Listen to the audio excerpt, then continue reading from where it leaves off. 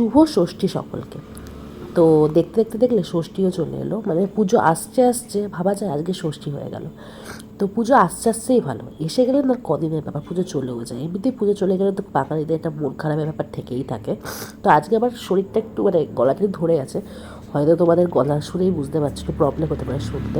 আর যাই হোক, তোমাদের সাথে উত্তর কলকাতা আরেকটা খুবই ফেমাস, খুবই পছন্দের ঠাকুরের ভিডিও দিয়ে তোমাদের কাছে চলে এসে, প্যান্ডেলের ভিডিও। তো এটা হচ্ছে আহিরতলা।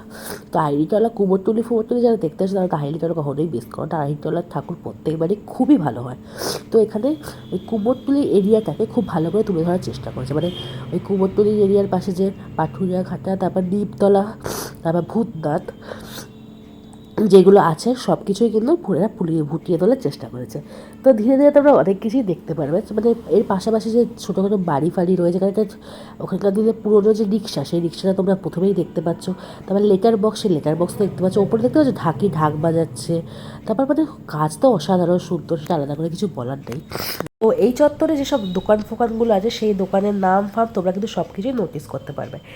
আহিরতলা মোটামুটি হালকা বেশ ভালোই ভিড় ছিল, কিন্তু সত্যি কথা বলতে পারে এইবারে পুজোতে না মোটামুটি বেশ ফাঁকায় ফাঁকায় বেশ ভালো করেই আমরা দর্শন করতে পারছি। এটা হচ্ছে সবথেকে খুব ভালো ব্যাপার। তাছাড়া এখানে তুলে ধরা হয়েছে, এবার থিমে আসা যাক, তো এখানে তুলে ধরা হয়েছে কুমোরটুলিতে যে মূর্তি বানানো হয়, সে মূর্তি যে বানাচ্ছে সেটাও তুলে ধরা হয়েছে। তারপর যে মূর্তি নিয়ে যাচ্ছে সেটাও তুলে ধরা হয়েছে, দেখতে পাচ্ছ অনেক সারি সারি লোকজনকে ধরে তুলে ধরা হয়েছে। তো এখানে যে মানে কুমোরটুলির যে পুরো মানে ব্যাপারটা, সেটা কিন্তু এখানে তুলে ধরা হয়েছে।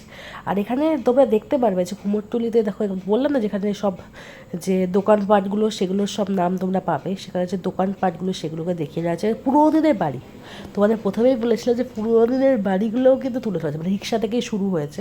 তো পুরোনো দিনের চারদিকে সেই পুরোনো দিনের বাড়ি সেগুলোকেও তুলে ধরা হয়েছে। তো সত্যি কথা বলতে পুরোনো দিনের বাড়ি বেশ দেখতে ভালো লাগে। এখন কলকাতার অবস্থা এতটাই খারাপ, সব বাড়ি ভেঙে ফ্ল্যাটের তৈরি হয়ে গেছে। বাট পুরোনো দিনের বাড়ির যে আলাদাই সৌন্দর্য, সেটা কিন্তু মানে মানে অস্বীকার করা যায় না। এবার চলো মা দুর্গার কাছে চলে আসা যাক। তো মা দুর্গার মূর্তি দেখতেই পাচ্ছ যে চারজন যে কাঁধে নিয়ে যাচ্ছে মা দুর্গাকে, যেমন নিয়ে যাওয়া হয় এখানে সেইভাবেই কিন্তু প্রতিমাটা রাখা হয়েছে। তো প্রতিমা উপরে আছে, তার নিচে কিন্তু চারজন ধরে নিয়ে যাচ্ছে। তো দেখতেই পাচ্ছ খুবই সুন্দর। এখানে একটা স্টেশন মতো বানানো হয়েছে, যেটাকে বলা হয়েছে শোভাবাজার স্টেশন। তো প্যান্ডেলটা তো এক কথায় দারুণ, খুবই সুন্দর, আর মূর্তি তো অসাধারণ। প্রত্যেকবারে এখানকার থিম সবারই মন কাড়ে। তো এইবারের থিমও যে এতটাই সুন্দর হয়েছে, তো এইবারেও আশা করছি সবারই খুব ভালো লাগবে এই হাইতলার প্যান্ডেল।